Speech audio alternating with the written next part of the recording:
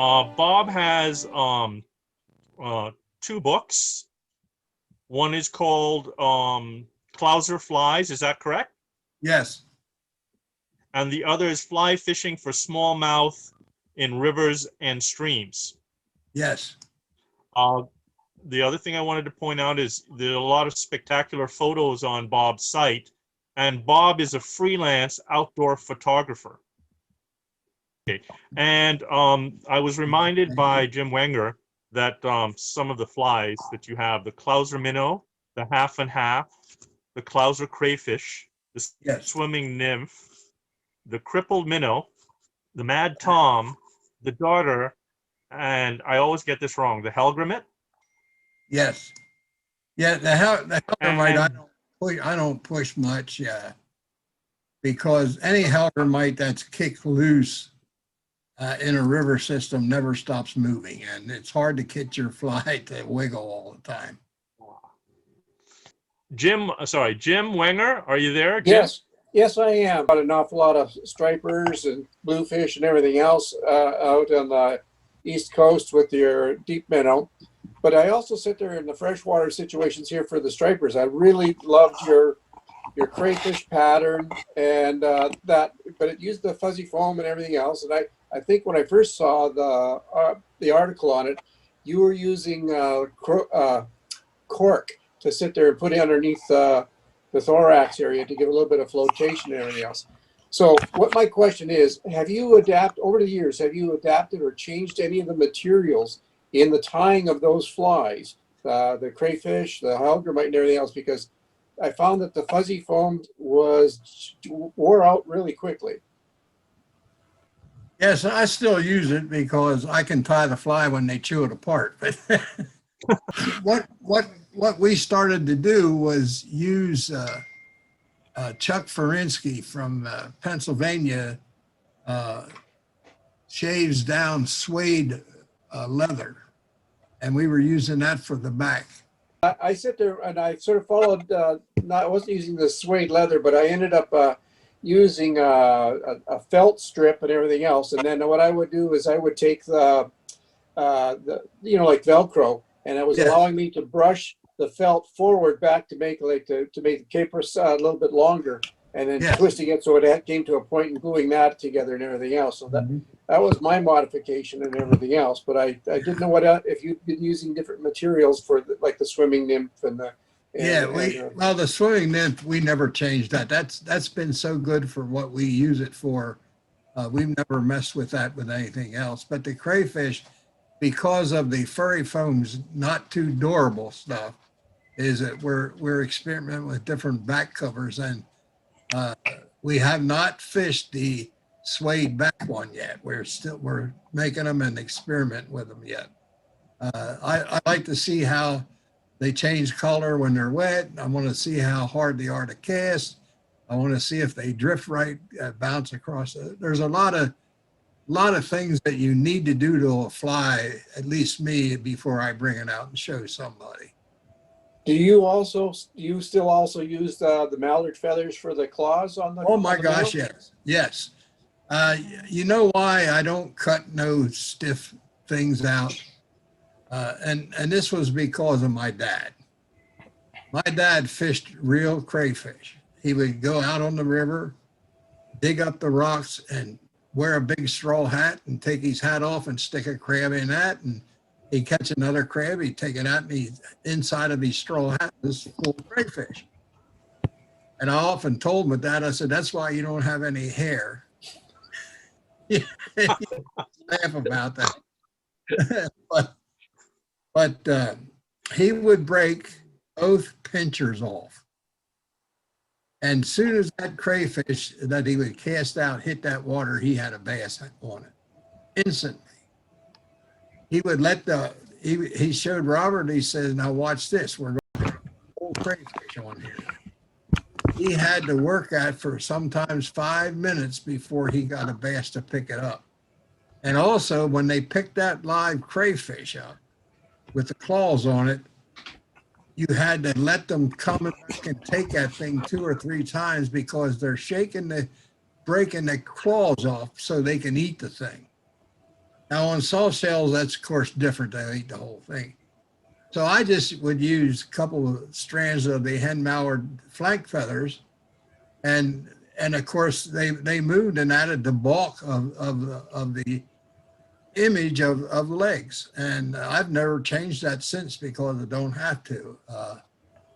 But that's a deadly fly. Bob, Yeah. I've got holes in the back of my head. The reason Yeah. is that I haven't quite figured out your fancy casting. You and Lefty Cray sorted out an underhand cast, I believe. It's not full underhand. It's a 45 degree. If you believe it's underhand, you're going to make a big mistake in it. Yeah. And if it's throwing an oval back cast is closer. But you don't have to do anything to make your fly line come off of the bottom of the top line on your back cast. That way your fly is traveling under the line instead of over top of it and going downhill. It's going under and coming back. It's also in this show I'm going to show you here on these tips. But if you can just kind of think of this thing and hold your rod and reel, make sure the reel is facing down, and keep your your rod tip close to the water. And when you turn your body to make this cast, you do not use the arm. You turn your body, and your arm is fastened to your body. You turn yourself right side, and on a slight lift angle, raise that hand and come back, and you'll learn to do it different speeds. Come back and stop it dead. You don't turn the wrist, you don't swish nothing, you just come back here, and that's it right there. That's a stroke. And that line will come under the rod tip and travel up. And if your rod tip is facing out like on a 45, the line comes off on the outside of the rod tip and does not come at you.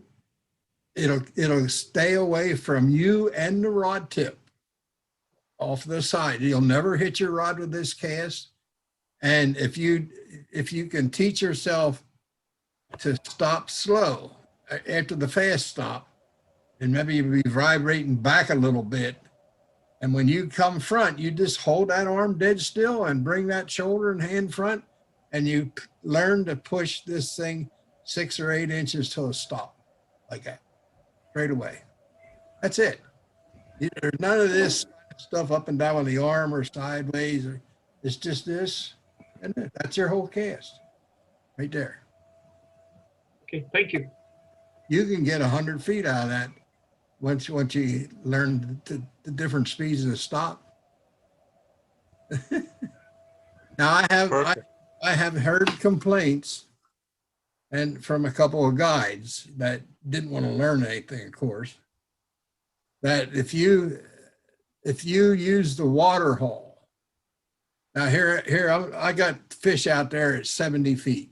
Okay, I'll go like this here, throw the line down on the water, and use the water haul as the load, and then send it off out there at 80, 90 feet.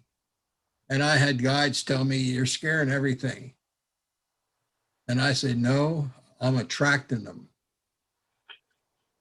I fish another 30, 40 feet away from that. Yep. So anyhow, there's a lot of pros and cons about stuff. And if they never thought about it, it's usually not any good. So this has saved our day in the wind. Never bring the rod back to your face. Don't do none of that stuff. This is all off the side, and it's so easy you don't have to do anything. So what's it called, Bob? Because when I was learning my casting, some people called it an undercast, some people called it an oval, some people called it a Belgium with an oval. Hey, the Belgian cast is the chuck and duck cast. Yeah. Yeah, but you can there's also another saying for that, but inverted loop is the name that Rick Pope from TFO Fly Rod Company named it, the inverted loop, Rick Pope. And because your oval and your Belgian cast all takes a different move than it does to make the inverted loop. The inverted loop, and you'll see on this picture, the loop that it makes itself. I don't make them tight loops, the cast does. That looks like it's breaking the fly line in a V, a arrow point. That's how tight that makes its own loop to travel longer distance. The floating Clouser minnow. Do you want to talk some about that, Bob? Yeah, I can actually use Jackie's name in that, which I got a picture of her holding a nice juvenile tarpon. The floating minnow face is almost as good as the deep minnow. The floating minnow has caught more hard to catch fish than I ever fished for. We went to Costa Rica one year. It was the champion on snook. We had snook feeding on the surface and could not get them to eat anything. And we put the floating minnow on and we caught just about everyone we threw it at. We use them here in the jungle here in Florida for the juvenile tarpon. Jackie and I both probably have caught in the year and a half I've been here 150 juvenile tarpon on those flies. It's an incredible fly. It looks like you can make it look like a hurt minnow on the top. And yellow and chartreuse and white are still the two best colors. What are the other variations to your minnow in terms of color? Oh my gosh, I got like 16. The one that I use for my bass fishing to start with and to end with is a chartreuse and with a yellow back on it. That's a chartreuse belly. We call it chartreuse and yellow. And it's got a lot of gold flash in it. That's probably our best one. I use that for bass and stripers and whatever else is around. Hey, this is a tips program that I put together over the last probably 50 years of fishing. Of course, I got a lot of stuff from down here in Florida, and we're going to start with some saltwater fishing and small flats fish, permit, bonefish, and things like that. As far as colors are concerned with the Clouser minnow, if you guys have some tan and white, chartreuse and white, and all white, you can just about catch any species living on these flats. These sea urchins that you see here in the middle are pretty much not much different than a muddler minnow imitation. You can put rubber legs on them, and these here, we've caught plenty of permit, especially on the black one. Also bonefish like these tan colors of that sea urchin. And also bonefish, the bonefish Clouser, which is all calf tail on a small number 4 and 6 hook. You can stick a piece of 50-pound test monofilament on the front to throw it in the turtle grass weed beds and stuff like that. As far as rods are concerned, you can get away with a 6-weight and these little flies down there, but I recommend mostly an 8-weight in case you get a little bit bigger fish, and you'll have the rod and the line that'll be able to handle that thing. These are bigger fish that we catch in saltwater. Some bigger ones on the flats, some bigger ones in deeper water. We have an albacore run here in North Carolina in the fall, a speedster. We do use 8, 9-weight rods on them, but a 10-weight would be ideal for that fish. Bigger bonefish, and again, 8 weights, 9 weights. Your tarpon that we're pretty much, this is the size that we average out with Again, a 10 weight rod's ideal on that fish. We got stripers that are quite big, and use your 9 weight rods on them. Small snook, 8 and a 9 weight, and redfish, 8 and 9 weights. I'm not a light rod guy, because I don't want to have the fish dead when I land him. I like to release him.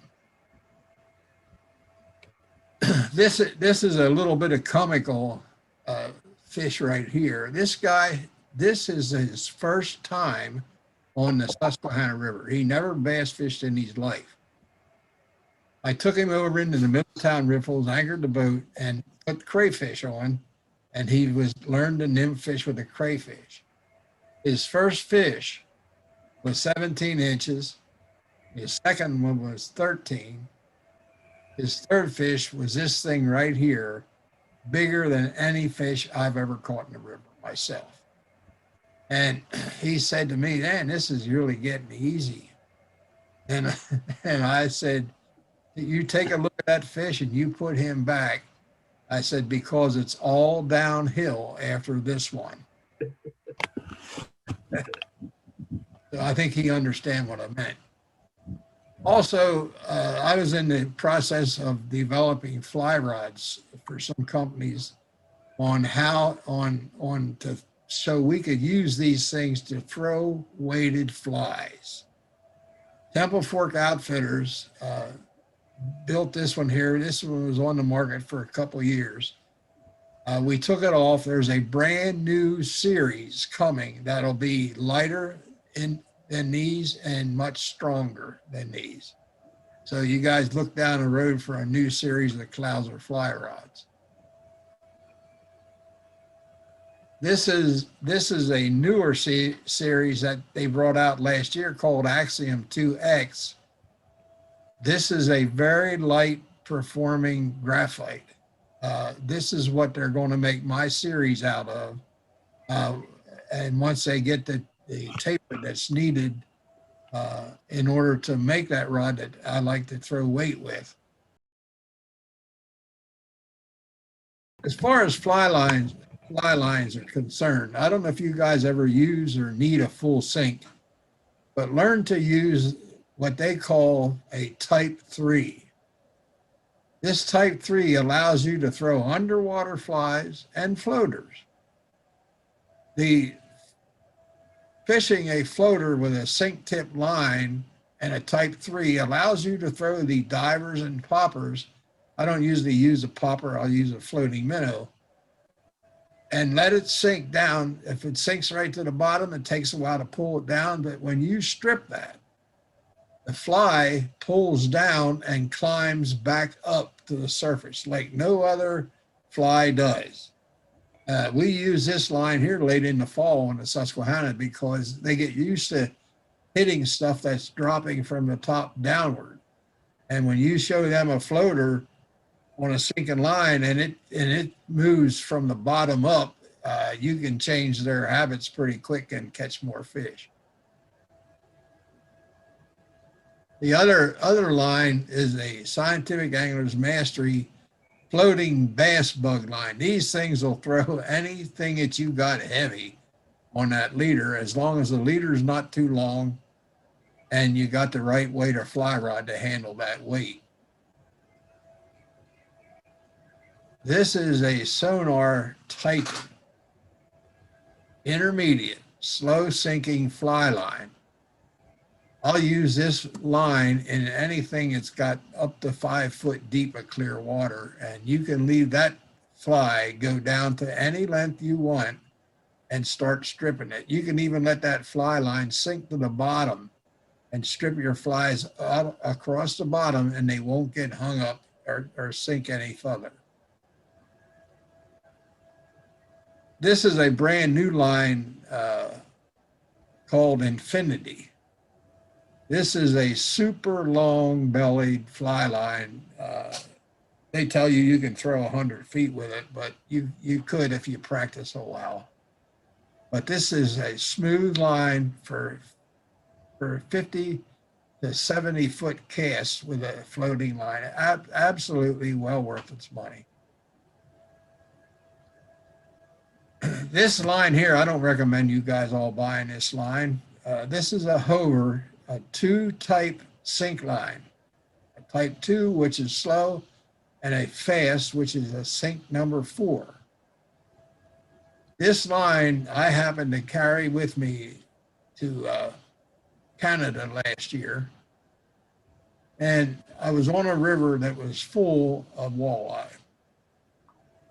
We tried all the other 3 lines and could not catch consistent walleye like I remember how you do it. So I told the guy to just hang on here. I got a reel on the boat here with a line that will save our day. We stuck this line on, put a 4-foot leader on the end of it, and caught 1 walleye on every cast. We fished that area 2 days and caught 155 walleye.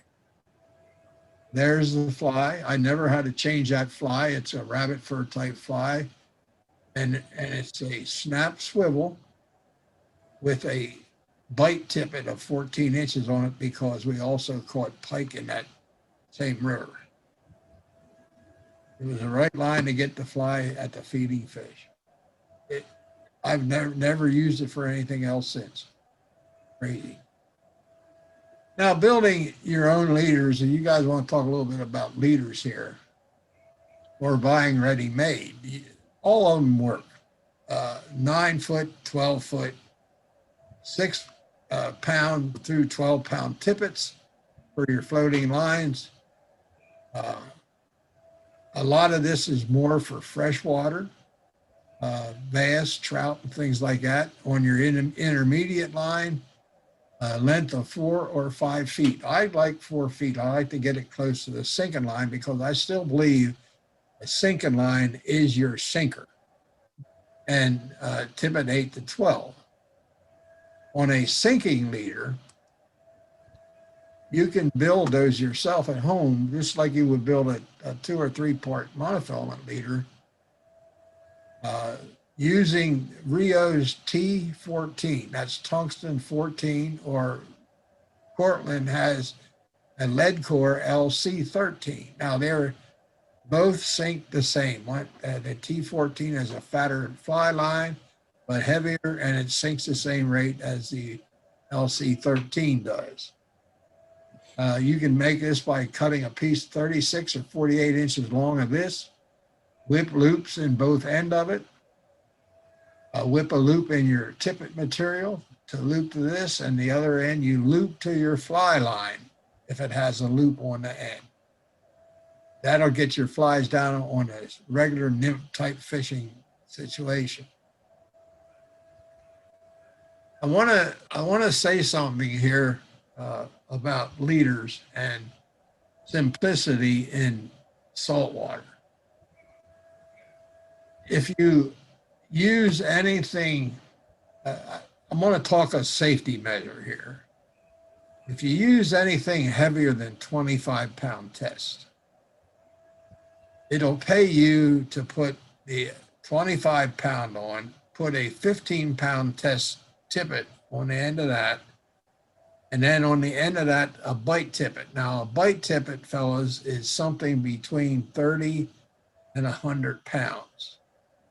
You can use 14 inches of a bite tippet for most all fish. The dangerous part of stuff, there's people fishing for shark, other big immense fish.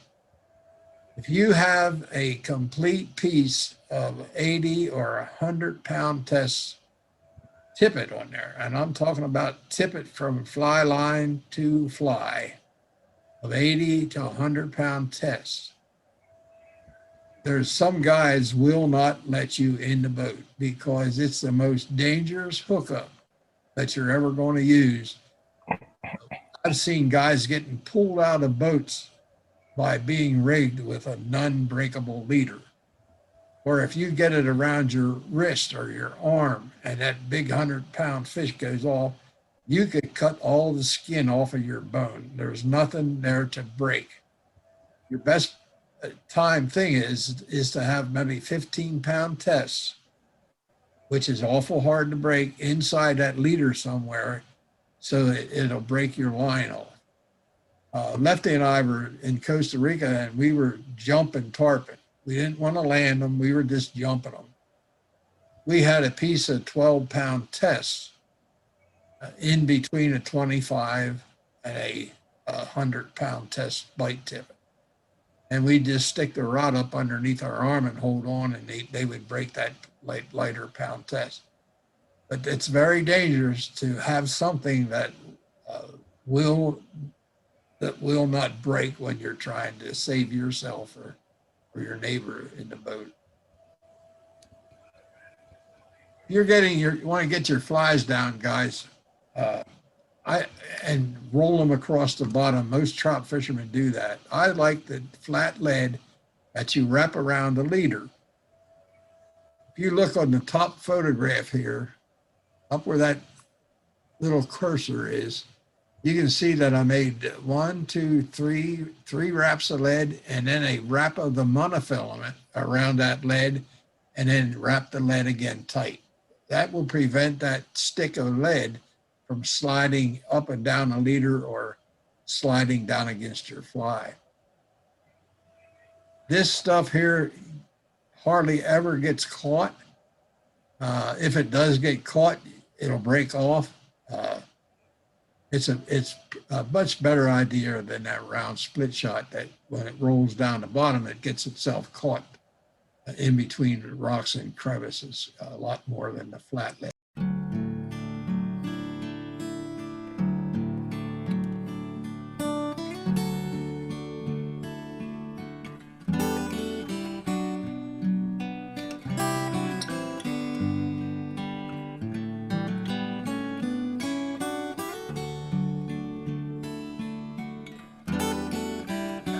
This is also a little funny slide, but it just adds to some of the, some of the theory of fishing. Lefty's non-slip loop knot and the improved clinch knot are the only two that I've ever used anywhere. I do use some once in a while an Albright. But if you look at this smallmouth bass, it has 2 loop knots in it. And actually 2 flies. The first time this bass that took the fly, which is back here, he went across some gravel and broke the leader. I said to the guide, take me back up there to that tree where he was laying. I want to get my fly back. And of course he laughed, and so did I. But he rode that boat back upstream, got me in a position. I made a cast and I got my fly back on the same fish. I thought that was the best thing that I ever done in my life, and of course I bragged about it. Nice. Now here's a little series of nymph fishing. It's not hard, it's not easy, but it takes concentration. Here the angler chucked the fly up off the right side of her body. I told him, I said, anytime you are nymph fishing, you want to watch when it's drifting back to you, you want to watch where that line enters the water or hits the water. Keep your eye on that. Follow the drift with the rod. Keep the rod tip in that same position by turning your body or your hand as that fly line's coming downstream. It is a no-no. When you get a big loop in there from the current and stop the rod, now the fly is going to come off of the bottom and your dead drift or your natural drift is going to be done. So let's get back here, and I want you to watch on this next slide and tell me where the strike was detected. What did you see? You can see the streak on the water where the line is lifting off. That means something stopped the drift. You can also see that it's tightening up. The rod tip is starting to pull down. And there's your telltale story right there. You got a fish on the end of that fly. You don't want to rip its head off. You want to keep it tight, lift the rod, turn into the fish. And when you got this position right here, you own that fish now. Don't ever throw slack down that line. You can see on the water or hanging off the reel, there's slack line. If it seems like a big fish, the first thing an angler does, he wants to reach up there, grab that reel, and turn that line in by hand. Put the fish on the reel. On your smallmouth and sometimes on your big trout, you're going to drop that fish quickly by turning the reel handle, bouncing the rod tip, and bouncing slack down towards the fish. Fly just falls out of its mouth. You can land these fish by keeping constant tension until you get them in your hand or your net. By stripping the line and not use a reel. This is surface, very deadly, very visible. It's just incredible. You got to be aware of drag all the time when you're fishing surface. If you want to keep that fly out here, you need to throw a loop like that. In the air, you got to throw your men so they all drop on the water at the same time. If we take and throw that line in a straight line out there and pick that tip up to make that mend, we now pull the fly away from the target. You throw the mend in the air, the fly hits the water, it will stay at your target base as it's drifting down. This is Lefty and I on the Susquehanna River one night in July when the white flies are hatching. And he wondered why I didn't stay out in the dark with the clients. And I said, I need a snow shovel to clean my boat out if I stay within 1 hour of that hatch. So that's one of the things that I quit doing and that had to show him. I want you to look at this smallmouth. These guys here get eaten by all kind of bird life and stuff like that. They do not stay on the top like a trout does when he's up there in a little stream eating one fly after the other. These guys will find a lie. They'll come up, take the fly, and go the whole way back down to the bottom before they come back again. I had a call from a fellow in Ohio one year, wanted to catch a 20-inch bass on a size 10 white wolf dry fly. And I said, Bob, when I see one, I'll give you a call. You come on down, I'll take you out, and my son will take my clients out, and we'll try to catch your big fish. But one night out there, I seen this fish break the water with his nose. They turned to go straight down, and his tail and fin came out of the water. And I went, oh, that's that big boy that this guy wants to catch. So I checked 2 nights in a row. He was at the same place. Give Bob a call. He come down that night. I took him over, and we anchored the boat 1 full ledge below the fish. Told him where the fish is going to come up, and there is bass rising everywhere, all around us. I wouldn't let him cast. I said, you cast out there and you catch one little one and he disturbs that area, that guy is going to go down and we won't see him till tomorrow. So we're sitting in the boat and all of a sudden here comes this face out of the water, the fin, the tail. And I said, Bob, there he is. Now watch him. Count the flies that he's eating. He was eating every 5th white fly that come over his hold. I said, you gotta make the cast when that 4th fly goes over that ledge. He's a good caster, super. He dropped that fly in there, the 5th fly, hooked that bass, brought him in. I measured him, and you can't believe how lucky I was. I was 1/4 of an inch over 20. I got $100 tip. That's all I'm going to tell you guys. But here's some of the things we used on the surface and why we did. We had big flies on that Susquehanna River from June, and especially July and August that hatched brown drakes, green drakes, big white wolves. And also we started to fish these floating minnow at that time of year.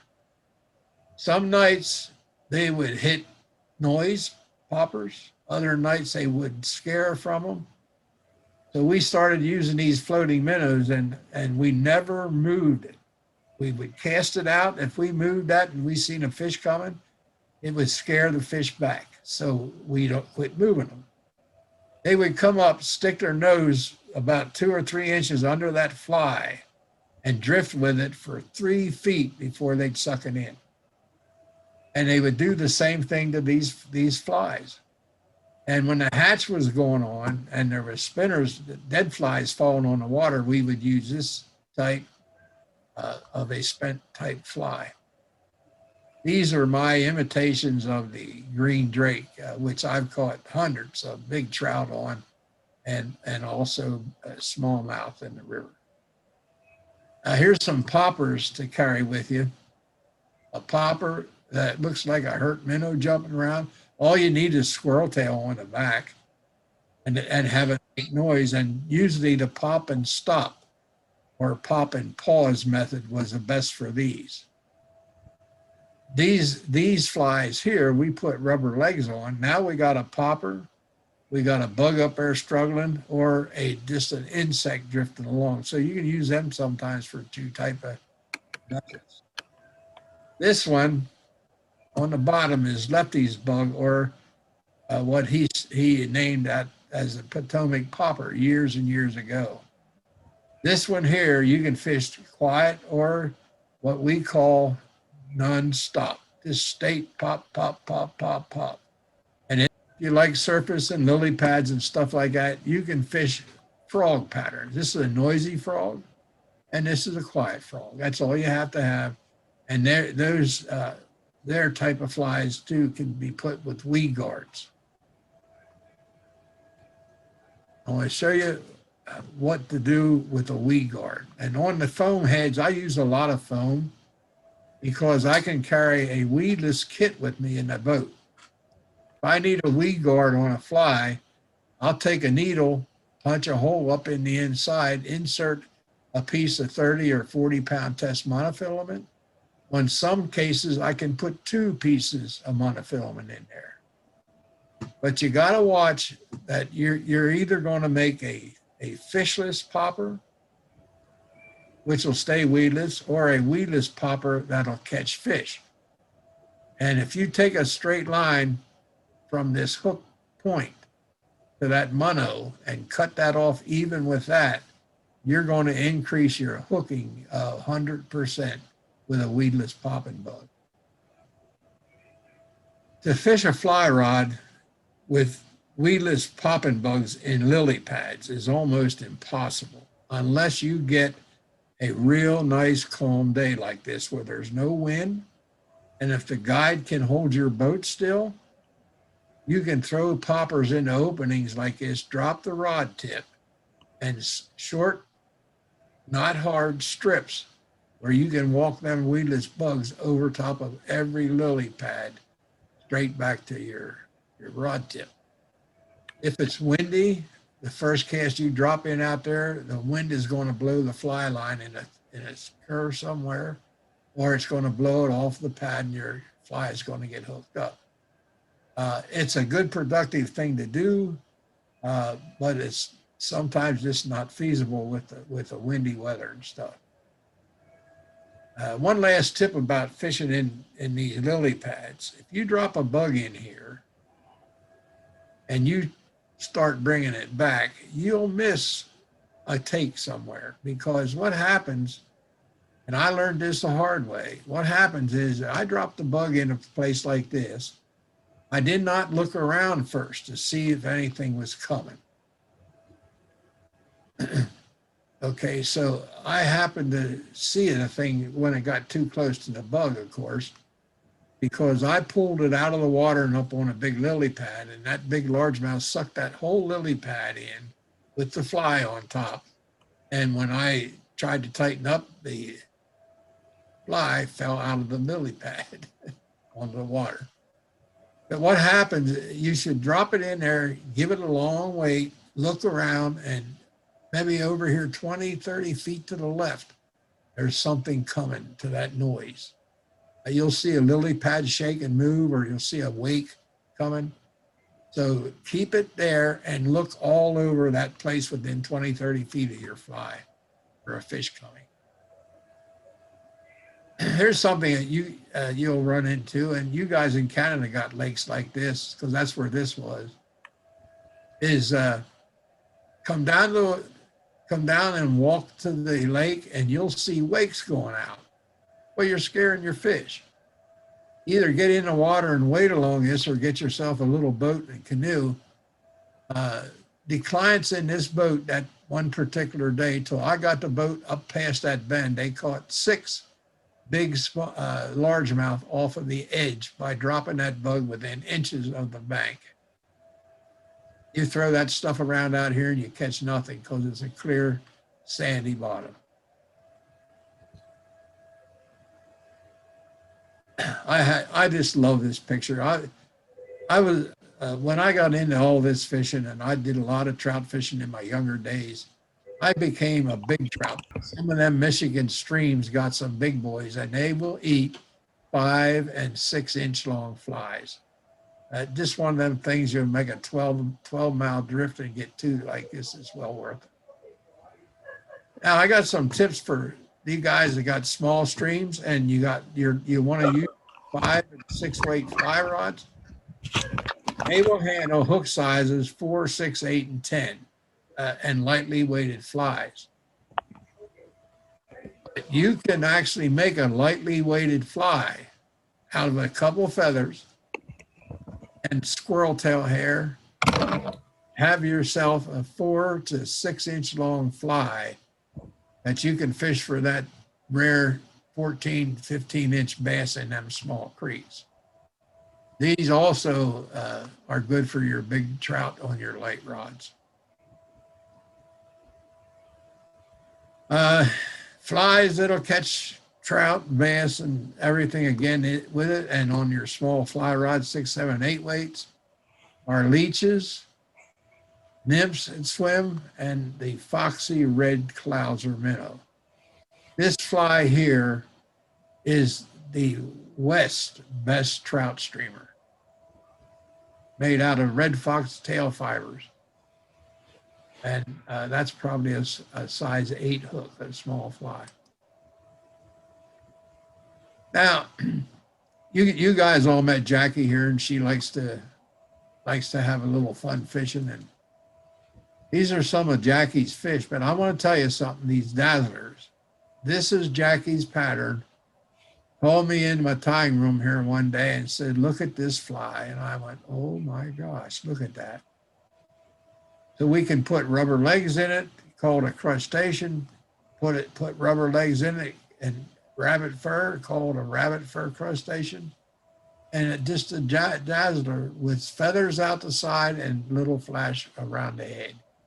This fly is one of our best around flies for these flats. That's a juvenile tarpon right there. Okay, now here's fly patterns. You guys can make these if you want. I carry them with me all the time. Bonefish, permit, small, half-tail hair flies, chartreuse and white, tan and white, and all white. Bend-back flies that you could throw into a pine tree and pull them out and never get them caught. Clouser cray, half and half. That's half a Lefty's deceiver, and that front half's my minnow. A rabbit fur or bunny Clouser, and a regular Clouser. And flies on the right, when there's nothing going deep and they're chasing bait around. This is a 110-year-old fly pattern in Florida. We call it a red and white haggle fly. These are lefties deceivers in two sizes. This thing on the bottom is called a suspender, which it suspends itself, has a lot of flash in it. And when you do your half strips, full strips and stuff like that, it just dances along. These are my go-to Clousers when I go somewhere. Red and white, half and half. A bend back chartreuse Clouser. A chartreuse and yellow Clouser. And a baby smallmouth, which is a darker one, and a red and white. And I carry these for clear water purposes. Some days, everybody says use something dark or use something white in clear water. I've caught plenty of bass on this color and this color in clear, crystal clear, bright, sunny day waters. I still have not been able to tell anybody use something dark or use something light. Just use what you have and get it casted away from you. These flies here, this was back in the early 60s and in October, or Outdoor Life magazine called Super Ostrich Streamer. I got to them pages and went through that, and I said to my boy, we got any ostrich? Yeah, Dad, you got about 6 different fans of it in there. Okay. I said, we're going to make these, and we're going up to Fisherman's Paradise in Pennsylvania and catch some of them 30-inch brown trout that's in there. These flies were like 6 to 7 inches long. We got up there. I dropped the fly at a stump in some dead water, and the fly wasn't even wet. It looked like a gigantic bird laying on the surface. And one of the biggest heads and mouth came up and sucked that fly in. And I said to my son, I said, Bobby, it works. It's not even wet. I wonder what it's going to work like after we get it wet. We ended up with 5 brown trout over 30 inches and a 36-inch muskie that afternoon of these flies. I always carry those with me all the time. And then we have sparsely dressed flies that hardly have any hair or anything heavy on them. And one of them is an olive and yellow. Here's an olive, yellow, and white. Here's a brown, green, and white. This is also a lighter olive, blue, and white. Those things that sometimes during the year, I think the fish are starved to eat anything. But there's just no heavy shadow or anything, just light. And also I think somebody asked me, did we ever use artificial fibers? Steve Farr's SF Flash Blend. I call it a high red because the belly is still made out of deer tail. And the top part is the Steve Farr's Flash Blend, a kinky type material. Also, I mentioned the solar res and showed you how I use it. Also, these are the 2 flies that I can't understand what they represent at all, but the red and white haggle fly is 110 years old. And this is a suspender fly that I put together with a lot of flash, which sinks really slow. And you pull and strip this thing, it'll dance, turn on its head, and that flash just flashes like crazy. And smallmouth just love that fly. And I've caught some redfish on that too. As far as stripping, I dubbed this thing the Susquehanna strip because that's where I fished my whole life at. And we were learning things on how to move flies. And we made this thing, I wanted to make something that looked like an escaping bait fish, where they kind of shoot off and then really shoot off. So I developed a strip that you got your rod tip down and you strip it back to your leg. And from here to there, this is the only quick movement you put into that fly. You push that hand back so fast that the fly will dart forward and actually start to fall. It'll release its tension from the leader. And it looks like the darting bait fish trying to hide or go down under a rock. It's a deadly method, deadly method. Now, long casts are necessary too, guys. This is some water up on Lake Michigan area. And you can row, float, drift, blow over this water, and you look in it, and you very seldom see a fish, a smallmouth or a carp. And where they are, if you can see that bottom out to 40 or 50 feet, clearly, don't see no fish. You know where they are? At 42 feet. Out of sight, out of mind. So this is where long casts are really important. I don't push on anybody to learn how to throw a 100-foot line. I always say, look, if you can throw that thing 50 or 60 feet, because nothing can see you from that distance, you're going to catch a lot more fish with those type of casts. Here's the method and a couple of shots of the inverted loop. If you just use your body, let the reel go straight down, point the rod off to the side away from you, and don't hold it straight forward. Turn your body to the right, which pulls this line this way. You'll get what we call the inverted loop.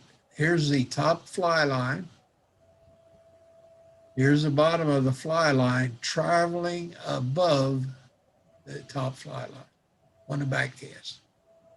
Here you can see the fly coming up from the bottom and traveling up.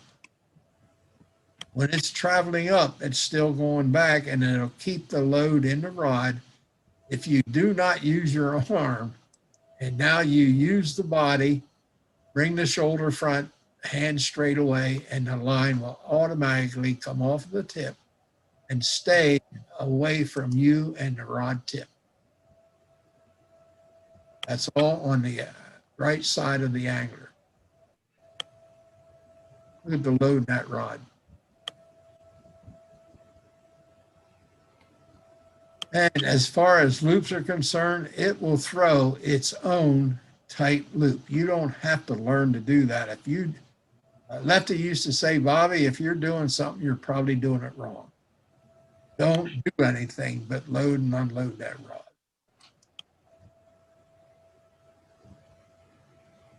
Okay, guys, you've seen that. Where the cover is where you're going to find all types of fish. Rocky shoreline, dead trees, sunken trees underneath, stuff like that. Here's this situation here will never leave my memory. We're between two islands with no rocks on the bottom. Everybody says there's no fish in there. Well, there isn't, but they're here in the area because there's shade, there's limbs hanging over the water, there's very slow current, and this is where the big boys live. We turn the boat around, push it upstream, the angler standing on the front, looking against the bank for a tail that's moving on the backside of a limb or something that's hanging in the water or touching the water, causing shade. Now, this is what we learned about those big fish, and big fish to us were stuff like 16 to 20 inches long. We could not throw the fly ahead of its head. If that fly dropped and plopped in that water, anything from its eyes forward, the fish would just bust out of there. We found out by dropping our poppers 1 foot behind the tail of that fish, he automatically, instinct turns him around and he eats that as soon as it hits the water. It was an incredible discovery for us And when Lefty would come up, we'd go hunt them 2 islands like that every time. And he always ended up with maybe up to 3 20-inch long bass. And of course, we always lost a couple or scared of something.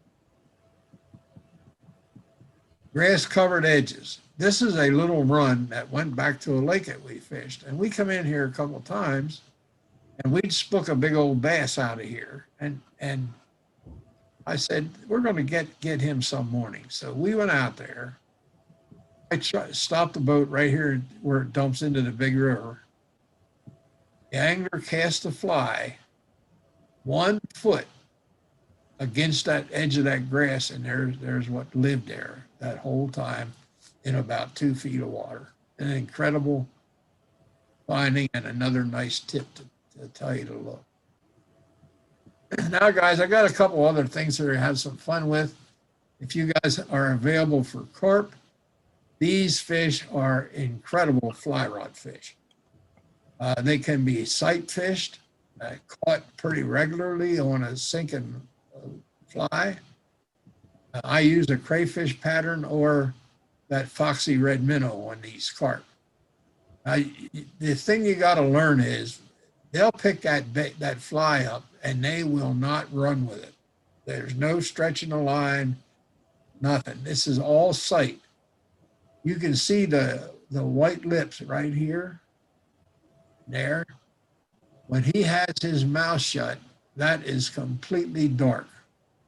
It'll look like that. When that goes dark, you tighten up on him and you catch him every time you see that. If you tighten up while that light is still on, you're going to pull the fly out of his mouth. If you wait too long after the light goes out, he's just going to spit it back out. There's no running, no scaring, no nothing. It's a very simple, smooth eat, and you got to be able to see it before you can catch your fish.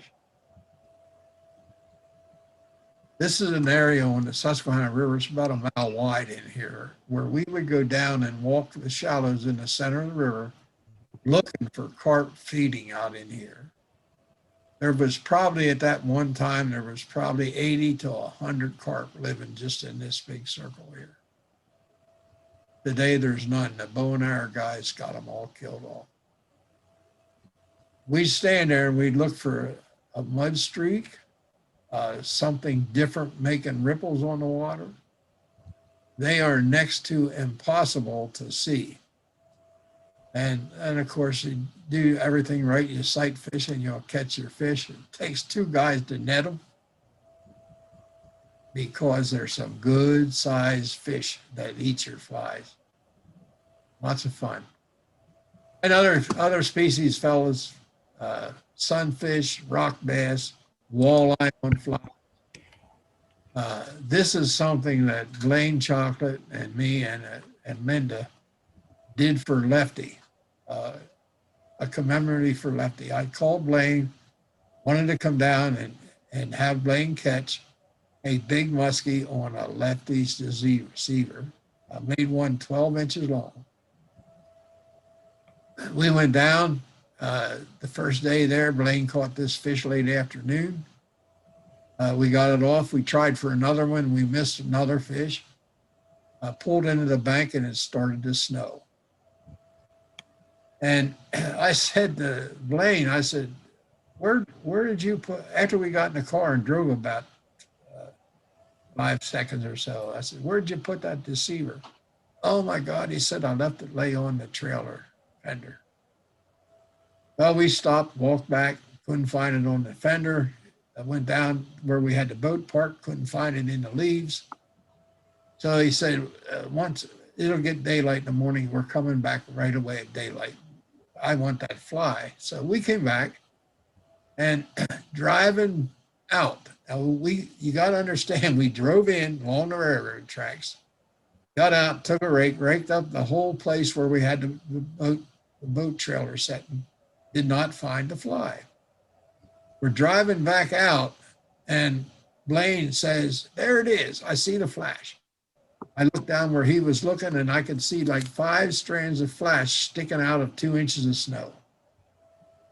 He got out of the car and picked it up and Oh, we got it now. And he goes, man, it stinks. I said, what do you mean it stinks? Smells like a skunk. I said, oh, I know what happened to that fly.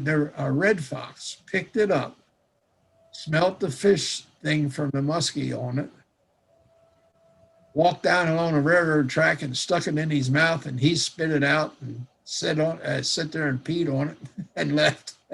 That's what he did. But we had a lot of fun that day doing that, and Blaine was as happy as you could be. Here's something I told you you can download off of our website, an eye weight chart, which actually tells you what for rod weights you can use each eye weight on, and how to use deer tail for streamer fly chart. Also, you guys can download it, and they're all free. It's all free. That's it, boys. Going fishing. Absolutely awesome. Thank you so much. Do we have time for a few questions? Sure. Okay. Before I see on most of your Clousers that you're using red eyes. Is that what you recommend, the red? As long as they're black, they're not scaring anything. And red and black's the same way. They don't scare any fish from eating. When I first developed this fly back in the 80s, I made, I don't know, maybe 4 or 5 different colors of the same Clouser with different eyes on. You go over there and they would hit the chartreuse eye with the black pupil. And you get back over the next day and the weather change was a little different. They wouldn't hit the fly. They wouldn't hit the fly with a pearl and black eye only at certain days. So I used all black, had no trouble with it. I used red and black because our smallmouth bass and the rock bass in Pennsylvania all have the red black eye. I made them out of that and everything ate that. So I just only use those 2 colors now. The red with black and the plain black. Go ahead. So Bob, you mentioned about using the Clouser minnows for walleye. Yeah. When you're fishing for walleye, have you ever been fishing on the Great Lakes for the walleye? And if so, what size of fly would you be using? To me, the best knock around size of a Clouser minnow is about 3 or 3.5 inches long. That's usually in the minnow range, almost 4 feet. And they're usually available spring and summer. In the spring, there's not many of them, big ones, but in the fall, they get that big. For smaller fish, of course, you got to use the size compared to the fish that you're 2.5 to 3.5 is fine all around. Boy, I think we're all familiar with it. You have one of the most, I think, quintessentially important fly designs. You invented it.